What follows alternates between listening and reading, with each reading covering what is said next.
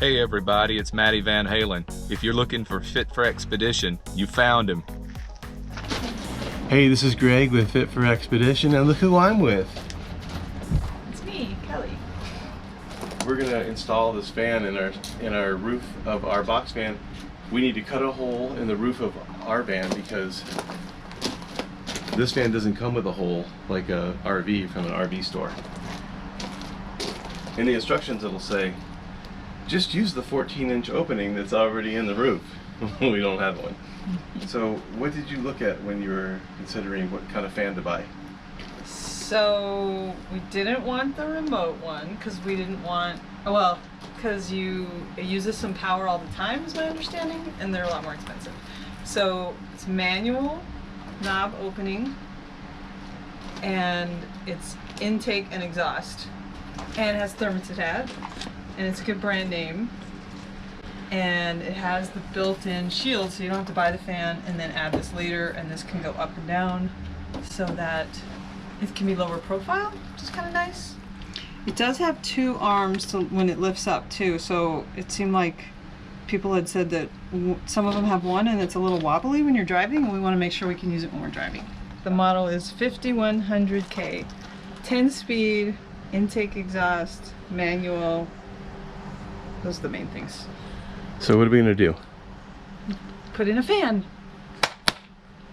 And we've already cut out the 3 layers of foam insulation and the Reflectix. So I'm gonna be drilling a hole, actually some starter holes.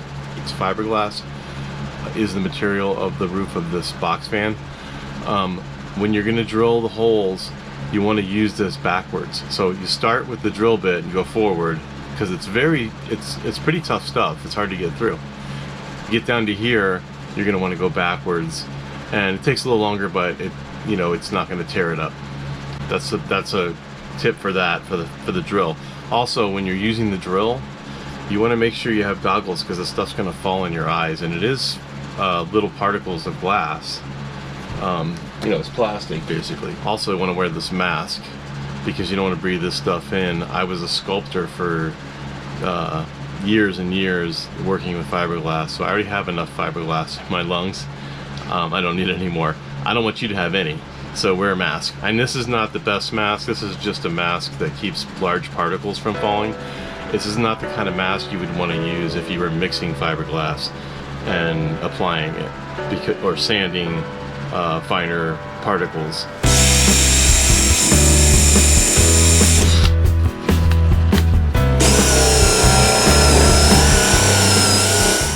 I'm using as fine a tooth blade as I have for the Sawzall.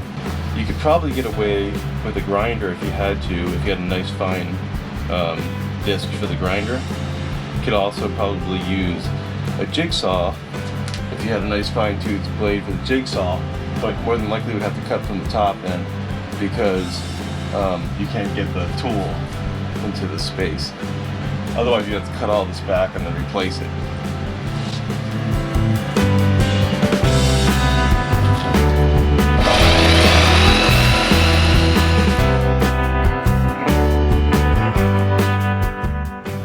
That's one cut.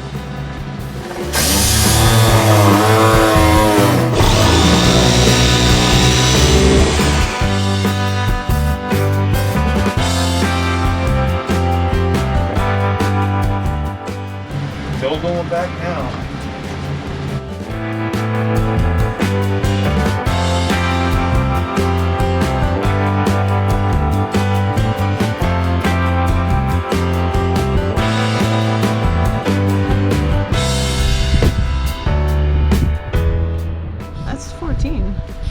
Again. This goes in from the top, but I just want to make sure that it goes down. So that's the piece you put on the top. Okay. So this way. Does it fit in there? Yeah. So this is the one that goes inside. And That's the distance you got to worry about, is the hole to hole. yeah, and it's. And that's like 15 and a half. Oh yeah. So we're fine. Yeah. Awesome. It's like 12 inches in, maybe 14 from the front of the box. I have to kind of. Yeah, because we had to get past the joist. Well, there's a beam right here. That's true. This is a beam. And that's So aluminum. yeah, so you can put a little weight on that.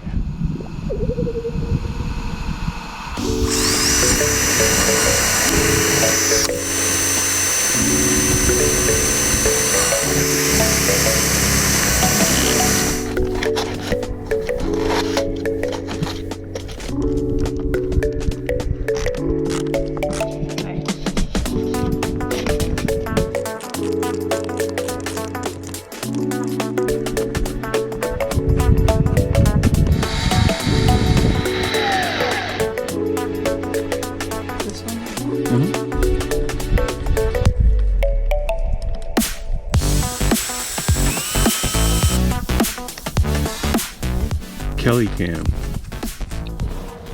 So I wanted to show you the well, almost finished product. We have this, the fan is mounted. What we did, because of our particular build, we're not just putting it into an RV that's already got a window, 14-inch hole, is we use these anchors. And those anchors, you know, we just picked them up at Ace Hardware. I guess True Value would be the same kind of thing. We just drilled them into this plywood. So basically we encapsulated or sandwiched the fiberglass roof between this plywood and the fan with the hardware. Wiring it, it's just basic 12-volt wiring, which is pretty simple, and I'm going to do some video on that later. But this is just like if you have a cable that goes into a lighter plug, you'd have this. You would have these two wires, these two cables. So right now, as you can see, we haven't finished our ceiling yet, so I can actually show you this. This is the cable. We ran it through the ceiling and through the installation here, and this is where our power station goes, and this is how it's powered. Now I'm going to plug this in because we use this adapter right here. It switches power from 110 or 120 to 12 volt. Okay, so now it's powered because we plugged in a lighter that has several cables going from different fans and things. Like we have our fan here, another 12 volt fan in the back of there that's hooked up to it. So now this is how you operate the vent, and I'll show you that from the top too, how it opens and closes. But you pull this down and then you can drop it down.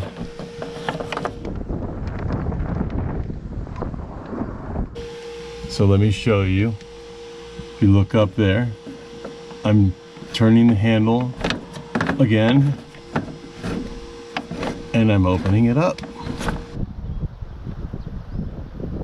Right now we have it set up. This particular fan blows in or out, so it's either a fan or an exhaust. Right here is our on off. We have it set to blow out right now because all the fans are blowing through the box, and then this is sucking the air up out.